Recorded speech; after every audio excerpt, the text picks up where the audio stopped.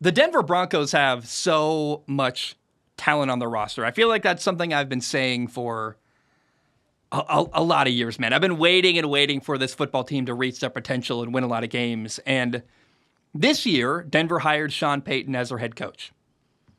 He's a guy who won a Super Bowl in New Orleans, turned that football team and that franchise, that city around. After a tragedy, he took a horrible franchise, the New Orleans Saints, and turned them into a winner, a Super Bowl winner. He turned Drew Brees into a guy who was discarded by the San Diego Chargers. He hurt his shoulder. They had Phillip Rivers. They got rid of Drew Brees. He turned Drew Brees, that guy who wasn't wanted by San Diego, he turned Drew Brees into a Hall of Fame quarterback. Now, I think the better way to put it is he helped Drew Brees reach his potential, but I don't think Drew Brees is the quarterback we know him today as without Sean Payton. So this year, Denver finally, hallelujah, has a head coach that I think can help them take advantage of their great roster and reach their potential as a football team. And on paper, I would actually say Denver has better players, a better roster than the guys in Kansas City. They've got an amazing offensive line. They made their offensive line even better by adding, left guard Ben Powers from Baltimore and right tackle Mike McGlinchey from San Francisco. That's two really great offensive linemen. They've got Jerry Jeudy and Cortland Sutton at receiver, who are, I think, nationally underappreciated. A lot of people don't realize how good they are because for years and years, Denver has not had good quarterback play. Cortland Sutton's been there since he was a second-round pick in 2018. He's seen a lot of quarterbacks that have not been very good. And he finally got Russell Wilson last year, and Russell Wilson wasn't very good either. He's a guy who is so good and yet has never gotten an opportunity to show what he can do with a great quarterback. I am really hopeful that in Sean Payton's offense, with hopefully Russell Wilson playing better, Jerry Jeudy and Cortland Sutton finally get the respect they deserve. I just see so much potential there. Now, their number 3 receiver, Tim Patrick, he's out for the year. He tore his Achilles in training camp. That's really sad. They do have Marquez Callaway, a guy who came over from New Orleans. I think he's going to contribute a lot at receiver. I believe in him. They drafted a stud tight end, Greg Dulcich, out of UCLA. This guy's a freak, man. I watched him play live in the Shrine Bowl at Vegas. I have seen, I think Greg Dulcich is just amazing. I can't wait to watch him play in Denver. Their defense in Denver also has a lot of potential. They hired, here's a kind of a funny one. They hired Vance Joseph as their defensive coordinator.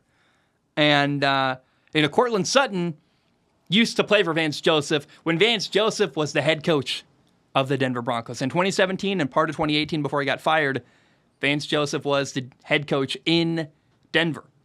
He failed as a head coach, and I hope that Broncos fans who are like, oh no, Vance Joseph, don't bring him back, that's horrible. I think hopefully they realize he might have failed as a head coach, but he's still a really good defensive coordinator, and I think he's going to really help this defense in Denver. Now, one thing that they did this offseason, Denver added Frank Clark and Zach Allen up front on their defense. They are trying to make their pass rush better. They've got a good defensive tackle, DJ Jones. Randy Gregory is a good linebacker. I think arguably there would be a heavy argument here and a big conversation, but you could argue Pat Surtain, their corner, is the best corner in football.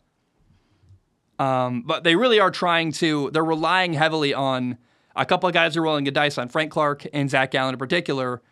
They're hoping they can make their pass rush better. We'll see. We'll find out. Another question mark on the Broncos defense is their number 2 corner, Damari Mathis. He's got to prove himself. He was a 4th-round pick last year. We will see how he does in year 2. So I think the pass rush, that's a question mark. I think the number 2 corner is a question mark in Denver. But by far, the biggest concern and the biggest question mark in Denver is obviously their quarterback, Russell Wilson. He was all-time bad last year. Russell Wilson is a once great quarterback, a guy who won a Super Bowl in Seattle, made a lot of money in his career, and yet he finds himself in a position now where Russ has a lot to prove. And I think you could blame last year on having a bad head coach and a disaster with their coaching staff, but there's no excuses now. They've got a good football team, a great head coach, and Denver traded a lot, not only to get Russell Wilson, but then they paid a lot to Russell Wilson to give him a contract extension in Denver. So Denver's heavily invested in Russell Wilson. It's time for him to repay the investment they made in him. And I think it's very simple this fall. You either believe that Sean Payton is the answer in Denver or you don't. I think he is. I think Sean Payton's going to be amazing in Denver. I think he's going to make a huge impact on this football team.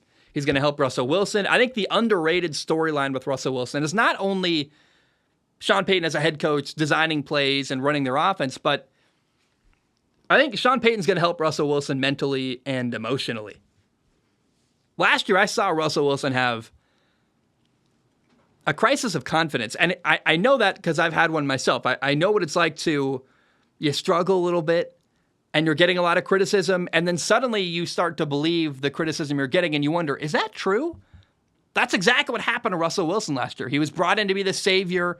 The expectations were super high and it went really, really bad. And I think Russ fell apart in his own head. It's also worth noting his dad died.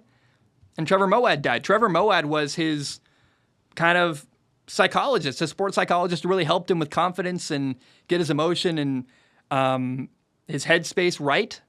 So last year, not only was Russell Wilson really struggling on the field, but the people a traditional player would lean on. His father's gone. Trevor Moawad, the guy who kind of stepped in to become more of a mentor and a guy that helped him get his head right, he was gone. And so I don't think Russell Wilson had anyone to lean on mentally and emotionally. He was really struggling behind the scenes. You saw him cracking. I mean, there were moments where, like, I remember being like, this dude is so inauthentic. It's weird. I don't get it. I think he was having a crisis off the field. And so Sean Payton, I think, is going to help him because at one point Drew Brees was in a similar situation where Drew Brees was coming back from a horrible shoulder injury, was unwanted by San Diego, and Drew Brees was given confidence by Sean Payton. So it's not only that Sean Payton's got to help Russell Wilson get his head right, but he's also, as a coach, going to design an offense that's going to better suit Russell Wilson. He's going to put him in a better position to be successful than I think any coach has in the last couple of years for Russell Wilson. I think that is the key here to Russell Wilson doing well. So I have the Denver Broncos going 12-5 this fall. I'm really excited for them. I think it's going to be an awesome year. I have them losing the division technically to Kansas City. Because they're going to go, 4-2 in their division, where Kansas City at the same record, 12-5, is going to go 5-1.